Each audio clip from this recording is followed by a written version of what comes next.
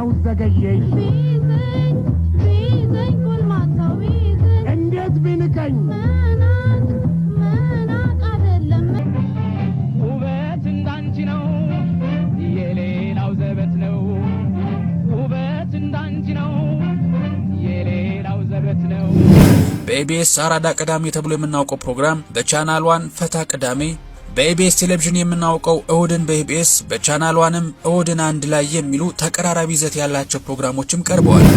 ካርቦን ኮፒ ነው ሚዲያዎቹ የሚሰሩት።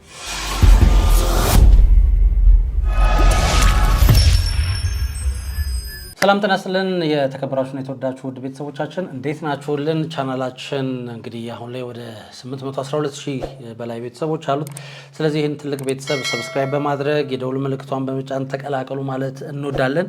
ለመላው የክርስትና እምነት ተከታዮች በሙሉ እንኳን ለኢየሱስ ክርስቶስ የስቅለት በዓል በሰላም አደረሳችሁ ማለት እንወዳለን። በዓሉ የሰላም የጤና ይሆንላችሁ ማለት እንወዳለን። እንግዲህ አንድ ሰሞኑን ማህበራዊ ሚዲያ ላይ እጅግ በጣም መነጋገሪያ የሆነና እንዴት እንደዚህ ይደረጋል ያስባለ ጉዳይ አለ። እሱን ወደ እናንተ ለማድረስ ፈልጌያለሁ። ይሄው ምንድነው እንግዲህ እንደምናውቀው የግልም የመንግስትም ሚዲያዎች አሉ፣ የመገናኛ ብዙሃን ቴሌቪዥን ጣቢያዎችና በርካቶች ናቸው። ከዚህ በፊት ተከፍተው እንደዚሁ የተዘጉ የግል ሚዲያዎች አሉ። አሁንም ደግሞ አዳዲስ የቴሌቪዥን ጣቢያዎች እንግዲህ እየተቋቋሙ ነው ከቅርብ ጊዜ ወደዚህ። ለማንኛውም ሁለት ሚዲያዎች ግን ከሰሞኑ በተለይ በፌስቡክ እንደዚሁም በቲክታክ ላይ መነጋገሪያ ሆነዋል። በካርቦን ኮፒ ነው ሚዲያዎቹ የሚሰሩት የሚያስብል ጉዳይን አስነስተዋል። እነኚህ ጣቢያዎች ማን ናቸው? የትኛው ከማን ወሰደ? ለምንስ ነው ይሄ እየተደረገ ያለው የሚለውን ነገር እናነሳለን። እንደዚሁም ደግሞ ተመሳሳይ የተባሉት ፕሮግራሞች የትኞቹ ናቸው የሚለውን በቀጥታ እየተከታተልን አብረን ቆይታ የምናደርግ ነው የሚሆነው። ለማንኛውም ከመሸጋገሪያ በኋላ ተመልሰን ስንመጣ በቀጥታ አንድ ጽሁፍ ወደ እናንተ አደርስና ከዛ በኋላ ደግሞ ሚዲያዎቹ በየትኛው ፕሮግራሞቻቸው ተመሳስለዋል፣ ማን ከማን ወሰደ፣ ለምንስ ነው ይሄ እየተደረገ ያለው ነው የሚለውን ነው የምንከታተለው። ከመሸጋገሪያ በኋላ በቀጥታ ተመልሰን እንገናኝ።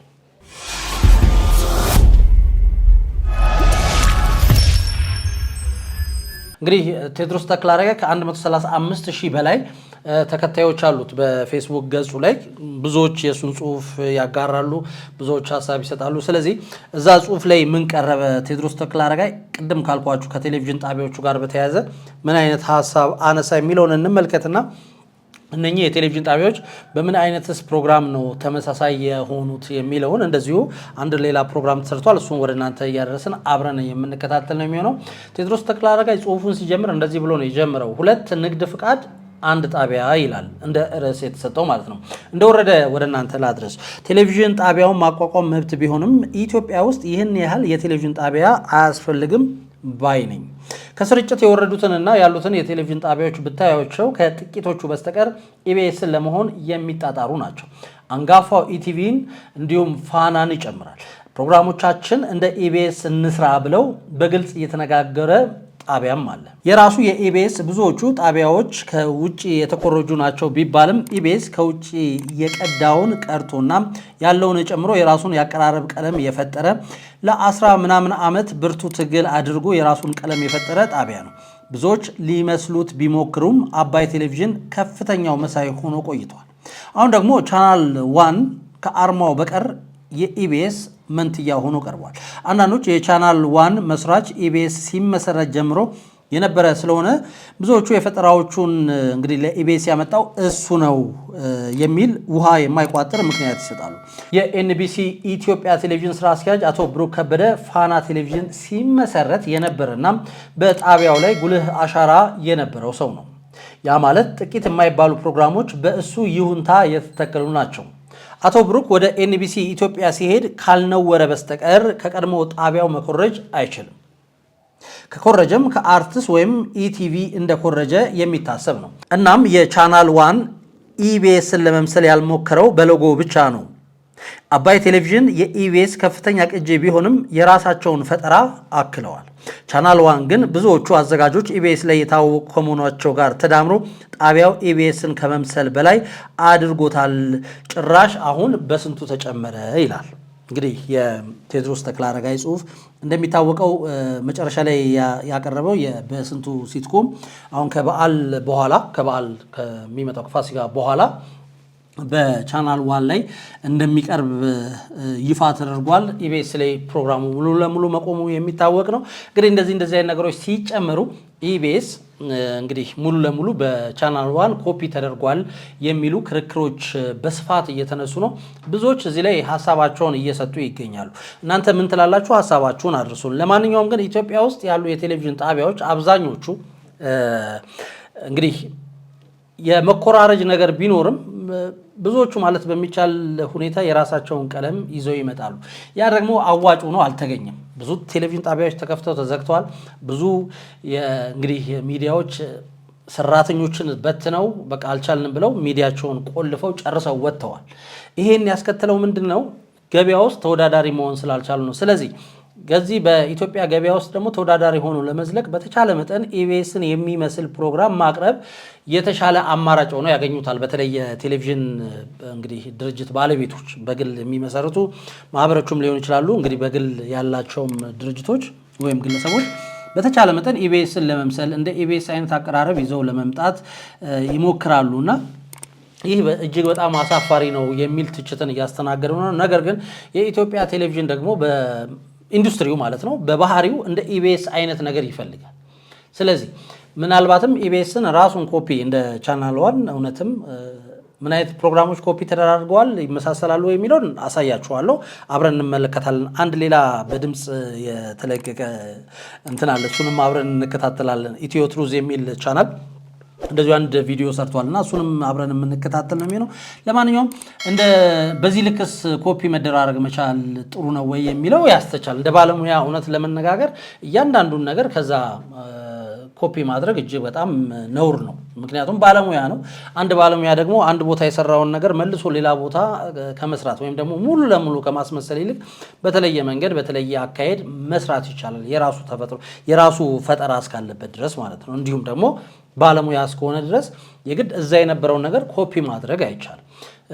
ማድረግም ተገቢ ነው ብዬ አላስብም። እና እውነት ለመናገር ቴድሮስ ተክለአረጋይም ብሎታል።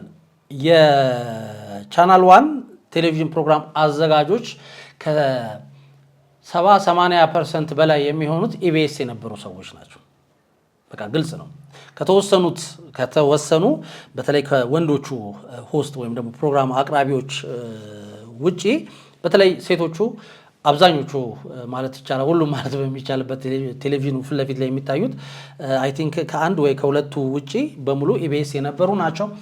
አሁንም የቻናል 1 ስራ አስኪያጅ እንግዲህ አቶ ብሩክ ኢቢኤስ እንደነበረ የሚታወስ ነው።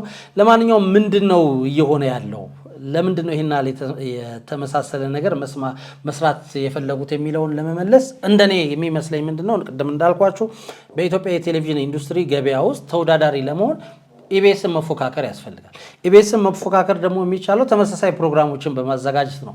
ምናልባትም ይሄ ነገር ትክክል ባይሆንም ማለት ነው። ስለዚህ ቻናል 1 ያንን እያደረጉ ነው ያሉት። አንዳንድ ፕሮግራሞችን በራሳቸው ለመስራት እየሞከሩ ነው። ነገር ግን ብዙ ተመልካች ያላቸው ፕሮግራሞች በሙሉ ከኢቢኤስ የተቀዱ ናቸው፣ በአንድም በሁለትም መንገድ ማለት ነው። እና ምናል የተወሰነ ነገር መለወጥ ቢቻል ወይም ደግሞ በራስ ቀለም መምጣት ቢቻል የግድ ኢቢኤስን መሆን አይቻልም የሚሉ እንግዲህ ትችቶች በጣም እየተሰነዘረባቸው ነው። ለማንኛውም ግን አንድ ቪዲዮ አብረን እየተከታተልን በዛውም በኢቢኤስ ቴሌቪዥን እንግዲህ እና በቻናል 1 ቴሌቪዥን መካከል ያለው መመሳሰል ምን ይመስላል የሚለውን አብረን እንከታተል። ይሄ ቪዲዮ ቀጥታ የተሰራው ኢትዮ ትሩዝ የሚል ዩቲዩብ ቻናል ላይ ነው። እንግዲህ ቻናሉ በደንብ ቁጭ አድርጎታል ሐሳቡን። ወደ 4 ደቂቃ የሚደርስ እንግዲህ ቪዲዮ ሰርተውበታል። እኛም ቪዲዮውን እየተመለከትን ያለውን ነገር ወደ እናንተ የምናደርስ ይሆናል። በየትኞቹ ፕሮግራሞች እንግዲህ ኢቢኤስ እና ቻናል 1 ተመሳሳይ ነገር አላቸው፣ በዚህ ልክስ መንትዬ የተባሉት እንዴት ነው የሚለውን አብረን እንከታተል። በቀጥታ ወደ ቪዲዮ እንሂድ። በኢቢኤስ አራዳ ቅዳሜ ተብሎ የምናውቀው ፕሮግራም በቻናል 1 ፈታ ቅዳሜ፣ በኢቢኤስ ቴሌቪዥን የምናውቀው እሁድን በኢቢኤስ በቻናል 1ም እሁድን አንድ ላይ የሚሉ ተቀራራቢ ይዘት ያላቸው ፕሮግራሞችም ቀርበዋል። በተጨማሪም የኢቢኤሱ የቃጠሎ ፍልሚያ ዝግጅት በቻናል 1 በኩል በላተኞቹ በሚል ስያሜ ከአቀራረብ መመሳሰል ጋር እየቀረበ ይገኛል። ይህ መመሳሰል እስከ ባለሙያዎቹ አጠቃላይ የአቀራረብ ዘይቤና የፋሽን ምርጫ ድረስ የሚዘልቅ ሲሆን ይህም ጣቢያው የነባር ስኬታማ አሰራሮችን ፈለግ መከተሉን ያሳያል። በፕሮግራሞቹ ላይ የሚታዩት የወንበርና የእንግዶች አቀማመጥ፣ የዲጂታል ስክሪኖች አጠቃቀም ብቻ ሳይሆን የፕሮግራሞቹ ስያሜ ሳይቀር ከኢቢኤስ ጋር በእጅጉ መቀራረባቸው ኢቢኤስ ራሱ ባሰለጠናቸው ልጆቹ ተዘርፏል የሚል አስተያየት እንዲሰጥም አድርጓል። የቻናል ዋንና የኢቢኤስ የፕሮግራም ኩረጃ መች በዚያ በቃና እንደው ለናሙና ቆየት ያሉ ተወዳጅ የሙዚቃ ክሊፖችን መልሶ መስራት በኢቢኤስ የመዝናኛ ፕሮግራም ላይ የሚወደድና የተለመደ ይዘት ሆኖ ሳለ ቻናል ዋን ይህንኑ አሰራር በደፈናው መድገሙ ጣቢያው የራሱን አዲስና የተለየ ፈጠራ አቅጣጫ መቼ ይዝ ይሆን የሚል ጥያቄ በተመልካች ዘንድ እንዲነሳ ምክንያት ሆኗል። ያው በቃ እንደሰማችሁት ነው። ብዙ ፕሮግራሞች ኮፒ ተደርገዋል። ድራማ ይሰራሉ። ኢቢኤስ ላይ እንደምናስታውሰው ነፍሱን ይማረውና አስፋው መሸሻ በነበረበት ሰዓትም እንደዚሁ ድራማዎች ከነ ራኬብ አለማየሁ እዚህም ከመጡት ከነ ናፍቆት ጋር የተለያዩ ድራማዎችን የቀበሌ የእድር ስብሰባ የሚመስሉ ስራዎችን ይሰሩ ነበረ። ተመልሶ እሱንም አሁንም እዚህ የቻናል ዋን ላይ የተሰራ ነው። ኢቢኤስም እሱን ነገር አሁንም ይሰራሉ። እንደሰማችሁት የተለያዩ የድሮ ሙዚቃዎችን ክሊፑን ለማስመሰል ኢቢኤስ ላይ ተወዳጅ የሆነ ፕሮግራም ነው። እንደገና አሁንም ቻናል ዋን ላይ እሱ ፕሮግራም እየተሰራ ነው። እንደዚሁም ደግሞ ሆስቶቹን ጥያቄ የመጠየቅ ፕሮግራምም አላቸው ኢቢኤሶች። እነሱም እንደዚሁ ቻናል ዋን ላይ መልሶ ኮፒ ተደርገዋልና የኢቢኤስ እና የቻናል ዋን ቴሌቪዥን እንግዲህ ቴድሮስ ተክለአረጋይ እንዳለው በሁለት ንግድ ፍቃድ አንድ የቴሌቪዥን ጣቢያ ብሎ ርዕስ የሰጠው ጽሁፍ አለ ቅድም ያነበብኩላችሁ። እሱን እንግዲህ የደገፉ ናቸው። ለማንኛውም በኢቢኤስ እና እንግዲህ በቻናል ዋን ቴሌቪዥን መካከል ተመሳሳይ ፕሮግራሞች የትኞቹ ናቸው የሚለውን ደግሞ አብረን ጎን ለጎን አድርገን እንግዲህ አብረን እንመልከት። እናንተ ሀሳባችሁን ትሰጡበታላችሁ። ቀጥታ ወደ ተመሳሳይ ናቸው የተባሉትን ፕሮግራሞች በቀጥታ ወደ እናንተ ላድረስ። እናንተም እዚህ ላይ ሀሳባችሁን አድርሱ። ምነው ዘገየሽ ቢዘኝ ጎልማሳው ቢዘኝ እንዴት ቢንቀኝ መናቅ አይደለም ውበት እንዳንቺ ነው የሌላው ዘበት ነው። ውበት እንዳንቺ ነው የሌላው ዘበት ነው።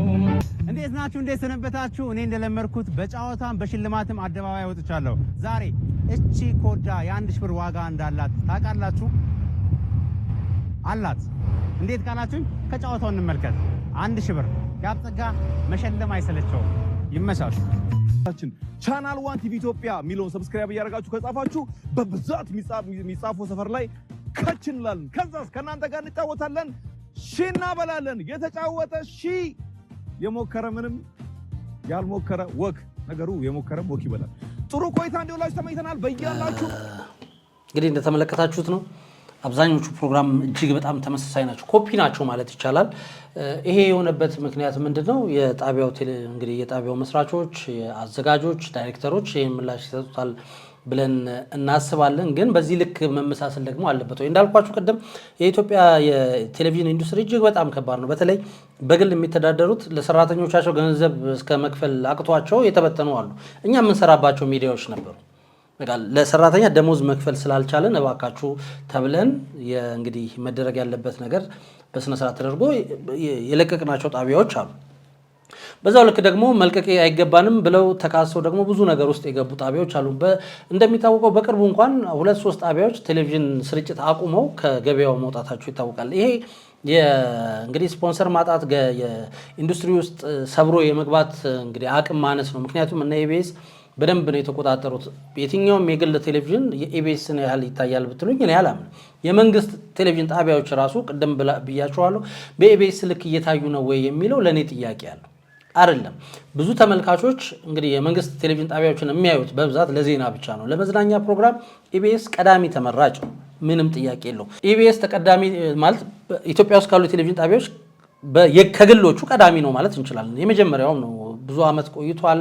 በግል የቴሌቪዥን ጣቢያ ታሪክ ብዙ ውጣ ውረዶችን አልፎ ነው እዚህ የደረሰው። ተለፍቶበት በደንብ ተሰርቶ ነው። ነፍሱን ይማረውና የቴሌቪዥኑ ጣቢያው መስራች አማንም ብዙ የለፋበት ነው። ባለቤቱ ማከዳም ብትሆን መዝናኛው ላይ ለመስራት ብዙ ሞክራለች፣ ብዙ ለፍታለች። የሷም ውጤት አለበት። እንደዚሁም ደግሞ የኢቢኤስ ቴሌቪዥን ሰራተኞች፣ ዳይሬክተሮች ሁሉንም እንግዲህ ይመለከታልና ብዙ ተለፍቶበት ነው እዚህ የተደረሰው። ብዙ ተመልካችን የሚያገኘው ለዛ ነው። ብዙ በቃ ኢትዮጵያ ውስጥ ብዙ ተመልካች ያለው ኢቢኤስ ቴሌቪዥን ነው። ነገር ግን ኢቢኤስ ጋር ተወዳዳሪ ለመሆን ወይም ደግሞ የኢትዮጵያ የቴሌቪዥን ኢንዱስትሪ ውስጥ ሰብሮ ለመግባት ኢቢኤስ ሙሉ ለሙሉ ማስመሰል ያስፈልጋል ወይ ካላችሁኝ በፍጹም አያስፈልግም። ምክንያቱም ጋዜጠኛ ካለ፣ ዳይሬክተር ካለ፣ አዘጋጆች ካሉ፣ ሪፖርተሮች ካሉ፣ እንግዲህ ካሜራማን፣ ኤዲተሮች አሉ አይደለ? ከነኛ ጋር ሁሉ እየተወያዩ አዳዲስ ነገሮችን መፍጠር ይቻላል። ኢቢኤስ ቅድም ብያቸዋለሁ፣ አብዛኛው የቴሌቪዥን ፕሮግራሞች ከውጭ የተቀዱ ናቸው። አብዛኞቹ ማለት እንችላለን። ብዙዎቹን ኮፒ የተደረጉ ከውጭ ነው። ከዛ የራሳቸውን ቃና የራሳቸውን ለዛ የተጨመረበት የኢትዮጵያን የቴሌቪዥን ተመልካች ለመቆጣጠር ችለዋል፣ በደንብ ይዘውታል። ነገር ግን አሁን የሚመጡ የቴሌቪዥን ጣቢያዎች እንደ ቻናል ዋን ያሉ መልሰው ደግሞ ኢትዮጵያውያን በቅርብ የሚያውቁትን የቴሌቪዥን ጣቢያን ኮፒ ሲያደርጉ ተመልካች ያገኛሉ ወይ የሚለው ለኔ አነጋጋሪም ነው። ያገኛሉ ብዬ አላስብም። ምክንያቱም ይሄማ ኢቢኤስ ላይ ያለ አይደል እንዴ ብለው ወደ ኢቢኤስ ነው የሚሄዱት። የለመዱት ቦታ ነው። የሰው ልጅ ተመሳሳይ ነገርን ከለመደው ቦታ ማግኘት የሚፈልገው እንጂ ከአዲስ ቦታ ማግኘት አይፈልግም። ያ አዲስ ቦታ ላይ ሲሄድ አዲስ ነገር ነው ማየት የሚፈልገው። አዲስ ይዘት ያለው አዲስ መዝናኛ ፕሮግራም፣ አዲስ የሆነ አስተማሪ የሆነ ነገር ነው ይዞ መምጣት ያለበት። ካልሆነ ግን በዚህ ልክ ተመሳሳይ ነገር መስራት ምንድነው ጥቅሙ የሚለው አይታየኝም። እንዳልኳችሁ ግን ማስታወቂያ ለማግኘት ተወዳዳሪ ለመሆን ያው የግድ ማስመሰል አለባቸው። ግን ያዘልቃቸዋል ወይ ብላችሁ ከጠይቃችሁኝ የትም የሚያደርስ አይደለም ብዬ አስባለሁ። ሌላ አንድ እንድታነቡት የምፈልገው ጽሁፍ አለ። ፍራኦል አበሻ የሚል የፌስቡክ ፔጅ እንደዚሁ አንድ ቻናል ከቻናል ዋን ጋር በተያያዘ አንድ የጻፈው ጽሁፍ አለ። ረጅም ጽሁፍ ነው። ምናልባት እናንተ ታነቡታላችሁ። የተወሰነ ሀሳቡን ልንገራችሁ። ቻናል ዋን የሚባል አዲስ የቴሌቪዥን ቻናል ደግሞ መጥቷል። ይህ ቴሌቪዥን ጣቢያ የፕሮግራም ፎርማቱን፣ የስቱዲዮ ሴታፑን እንዲሁም የፕሮግራሙን ስያሜው ሳይቀር ሙሉ ለሙሉ ከኢቢኤስ ኮፒ ነው ያደረገው። በሚያስባንን ሁኔታ ከገለበጠው አይቀር እንዲህ ነው እንጂ ግልብጥ ማድረግ ካርቦን መች እንደ ቻናል ዋን ኮፒ ያደርጋል። አንድ ጣቢያ ሲመጣ እኮ የራሱ የሆነ አሻራ ሊኖረው ይገባል። ቻናል ዋን ጋር ግን እንደዚህ አይነት ነገር አይሰራም። በፊት ተማሪ ሆነን ስንማር የፈተና ዕለት ሰነፉ ተማሪ ከጎበዙ ተማሪ የሚኮርጀው አይነት አኮራረጅ ነው ቻናል ዋን ከኢቢኤስ እየኮረጀ ያለው። ቻናል ዋን የፕሮግራም ፎርማት ብቻ ሳይሆን በርካታ ጋዜጠኞችን እንዲሁም በስንቱን ድራማ ጨምሮ ከኢቢኤስ ጋር ውል የነበራቸውን ፕሮግራሞች እያስኮበለለም ይገኛል። ከዚህ በፊት አባይ ቴሌቪዥን ነበር የኢቢኤስ ጋዜጠኞችን በማስኮብለል የሚታወቀው። ነገር ግን አባይ ቴሌቪዥን የኢቢኤስን ጋዜጠኞች ያስኮበልላል እንጂ እንደ ቻናል ዋን ሙሉ ለሙሉ የኢቢኤስን ፎርማት አይጠቀምም እያለ ወደ ታች እንግዲህ ይቀጥላል። ረዘም ያለ ጽሁፍ ነው። እናንተ እንድታነቡት ጋብዛችኋለሁ። ለማንኛውም እንድታውቁት ያህል የቻናል ዋን መስራችና ባለቤት የቀድሞ የኢቢኤስ ቴሌቪዥን ፕሮግራሞች ዳይሬክተር የሆነው አቶ ሳሙኤል ደበበ ነው። እንግዲህ አቶ ሳሙኤል ላለፉት 15 ዓመታት አብዛኞቹን የኢቢኤስ ፕሮግራሞች ዳይሬክት ሲያደርግ የቆየ ነበረ። እንግዲህ የሚታወቅ ይፋ ስለሆነ ማለት ነው። ለበርካታ ዓመታት ኢቢኤስ ላይ ሰርቷል። አሁን ተመልሶ የራሱን ቻናል ከአንዳንድ አጋር ድርጅቶች ጋር በመሆን የከፈተው፣ ነገር ግን ተመልሶ ኢቢኤስን የሚመስል ነገር እየሰራ ነው በሚል ትችት እየቀረበበት ይገኛል። ለማንኛውም ምላሽ ይሰጣሉ ብለን እናስባለን። ወይም ደግሞ አንዳንድ ነገሮችን በማስተካከል እንግዲህ ለህዝቡ የሚመጥን ለተመልካቹ የሚመጥን ኢቢኤስን ያልመሰለ ነገር ቻናል ዋን የራሱን ቀለም ይዞ ይመጣል ብዬ አስባለሁ። ነገር ግን በዚህ አካሄድ እውነት ለመናገር አዋጭ ይሆንላቸዋል ብዬ አላስብም። ቅድም እንዳልኳችሁ ነው። አንድ ሰው የለመደውን ምግብ ተመሳሳይ ሬስቶራንት ሄዶ ይበላል እንጂ ሌላ ሬስቶራንት ሄዶ ቢበላው ያንን ጣዕም ላያገኘው ስለሚችል ሊጠላው ይችላል። ስለዚህ እኛ ጋር የሚመጣውን ተመልካች በራሳችን ቀለም በራሳችን ይዘት አዲስ ነገር ጨምረን ካልተቀበል ነው ኢቢኤስ ላይ የሚያገኘው ነገር ከሆነ ወደ ለመደው ኢቢኤስ እንዲሄድ ነው መልሰን የምናደርገውና ይሄ ነገር ከባድ እንዳይሆንባቸው ያስተካክላሉ ብለን እናስባለን። ለማንኛውም ወደ ቻናል ዋን የመጡ የኢቢኤስ ሰራተኞች ቁጥር ከፍ ብሏል፣ ከ10 ዘለዋል የሚል መረጃ ወጥቷል። ቅድምም እንዳልኳችሁ ከኢቢኤስ አባይ ቴሌቪዥን እነ መቅደስ ደበሳይን ጨምሮ በርካታ ጋዜጠኞች ሄደዋል። ማናቃቸው ፊት ለፊት ቴሌቪዥን ላይ የማይታዩ ስክሪን ላይ የማይታዩ ግን ከጀርባ ሆነው የሚሰሩ በርካታ ጋዜጠኞች፣ ሪፖርተሮች ከኢቢኤስ ወደ አባይ ቲቪ ሄደዋል። ግን የተለየ ፕሮግራም እየሰሩ ነው የቀጠሉት። አሁንም እንደዛው ነው። አሁን መቅደስ ደበሳይን ብናያት ኢቢኤስ ላይ በምትታወቅበት ፎርማት አይደለም ቻናል 1 ላይ ያለችው። በቃ የተለየ ነገር ነው ይዛ የመጣችው። ስለዚህ አዲስ ተመልካች፣ አዲስ እሷን የሚፈልጉ ሰዎችን በዛ መያዝ ይቻላል።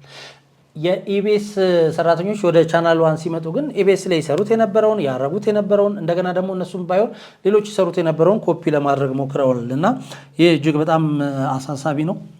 የቴሌቪዥን ኢንዱስትሪ እንግዲህ እንዳያድግ ከሚያደርጉ አንዳንድ ምክንያቶች መካከል ይሄም ሊሆን ይችላልና እንደ ኢቢኤስ ጠንካራ ለመሆን በርካታ ዓመታትን መቆየት ይጠበቃል። እንዳልኳችሁ ኢቢኤስ የመጀመሪያው የግል የቴሌቪዥን ጣቢያ ነው በኢትዮጵያ ታሪክ ውስጥ። በርካታ ዓመታትን ወደ 15 ዓመታት አሳልፏል። በርካታ ውጣ ውረዶችን አልፎ ነው እዚህ የደረሰው። ተወዳጅ መሆን የቻለው በዚህ ውስጥ ነው። አሁን ግን በመጡ በአመት ውስጥ በሁለት ዓመት ውስጥ ትርፋማ ለመሆን ሲባል ኢቢኤስን ኮፒ ማድረግ እጅግ በጣም አስነዋሪ ነው ማለት እንወዳለን። እናንተስ ከዚህ ጋር ተያይዞ ሀሳባችሁ ምንድነው? ሀሳባችሁን አካፍሉ ማለት እንወዳለን። የተከታተላችሁን አብራችሁን ስለነበራችሁ እጅግ ከልብ አድርገን እናመሰግናለን። ለማንኛውም ከኢቢኤስ እና የቻናል 1ን መመሳሰል በተመለከተ ያላችሁን ሀሳብ እንድታጋሩን ጠየቅን። እኛ ከወዲሁ ተሰናበትን። እየተከታተላችሁን አብራችሁን ስለነበራችሁ እጅግ ከልብ አድርጌ አመሰግናለሁ። መልካም ጊዜ